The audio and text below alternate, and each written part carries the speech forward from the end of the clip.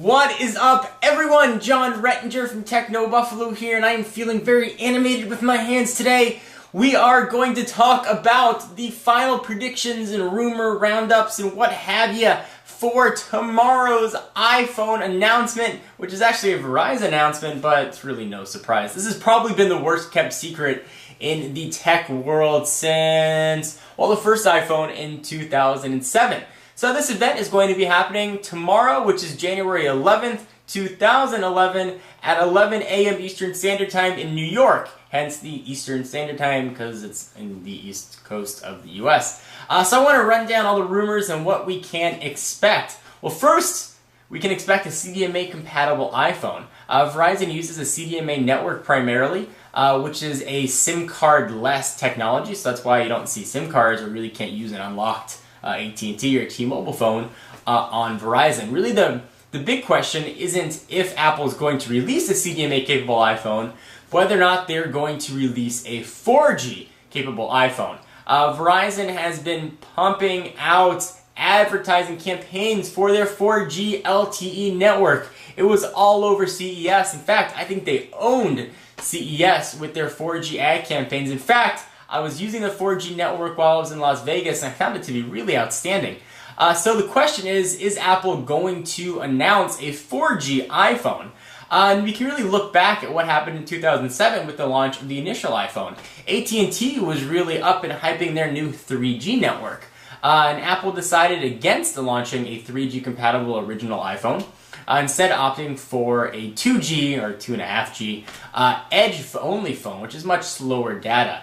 And they did that because they said the network wasn't mature enough to handle the 3G traffic. Turns out they were pretty right on that one. And also the battery technology hadn't advanced enough that it could handle the extra battery drain that 3G was going to put on the phones. So here we are in 2011 in a very similar situation. We've got a new network, a new standard for this technology interaction with the LTE network, similar to what we saw with 3G, technology interaction. That didn't make sense. We've got a new data network, I guess would be a better thing to say, which is also a significantly bigger battery hog.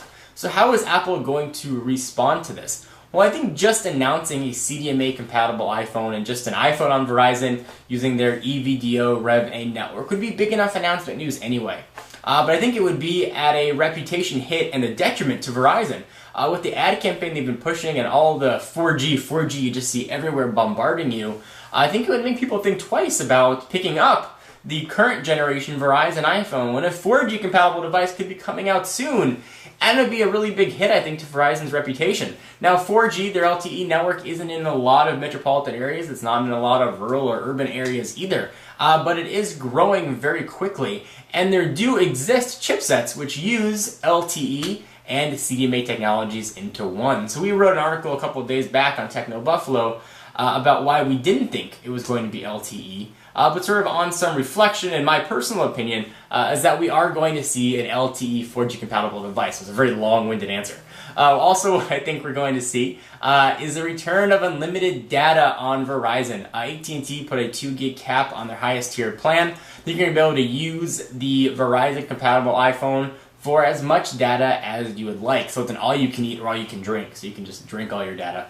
I also think that we're probably going to see the iPhone be white on Verizon, or at least the option to pick up a white iPhone, a way to differentiate the Verizon model from the AT&T model. And speaking of differences, I think we're going to see AntennaGate put behind us. And we're not going to have that big flashing arrow that says do not touch here is not going to be there. I think we're going to see an iPhone 4 that looks very similar to the AT&T iPhone 4, including the SIM card slot on the side, because LTE uses a SIM card, minus the little antenna breaks on the side of the phone.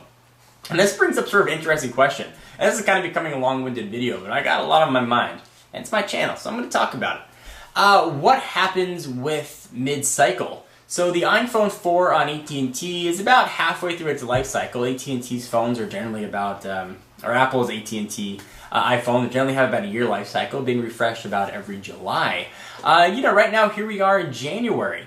So not that many months away from what would be a July announcement of, let's just call it the iPhone 5. So if Verizon releases their version of the iPhone 4, and AT&T is going to put out an iPhone 5 in a few months, Are there going to be two phones in different life cycles that are going to be out there? Is the AT&T phone always going to be newer than Verizon's? Or maybe we'll even see an announcement of an iPhone 5 exclusively on Verizon, or perhaps we won't even see a new iPhone announcement on AT&T this year, and we'll have to wait till next July before we get one.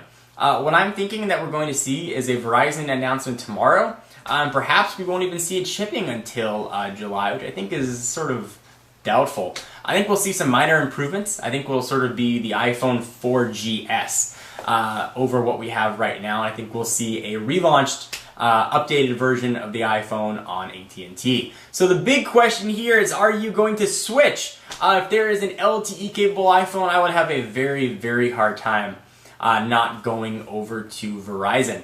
Being a tech reviewer, I really like being able to swap SIM cards and such, and the LTE compatible devices on Verizon, while they do use SIM cards, that's not what they use to identify the phone, so you can't just swap out SIM cards quite yet and test different devices. But I think having that fast data would be a very appealing proposition. So I want to know if you guys are going to switch to Verizon. Have you been waiting for the Verizon announcement and do not care? Are you so sick about hearing about Apple and Verizon that you want to throw up? Are you more in this camp right here, right there, with this guy, that guy, right there, the Verizon, or the Android guy who's eating the Techno Buffalo logo?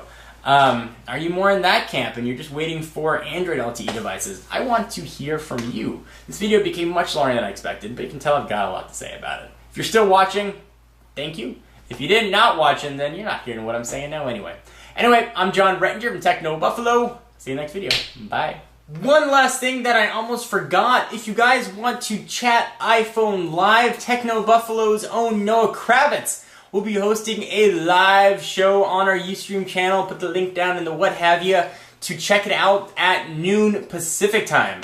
So that's 4 hours after the iPhone event starts. So it starts at 8 Pacific time, and this is going to be at noon Pacific time. So every time zone you're in, you can do that math. But Noah will be chatting iPhone. Whatever else you want to talk, maybe he'll be taking some calls. I don't know. But stop in, say hi to him, and let's talk some news. Bye, guys.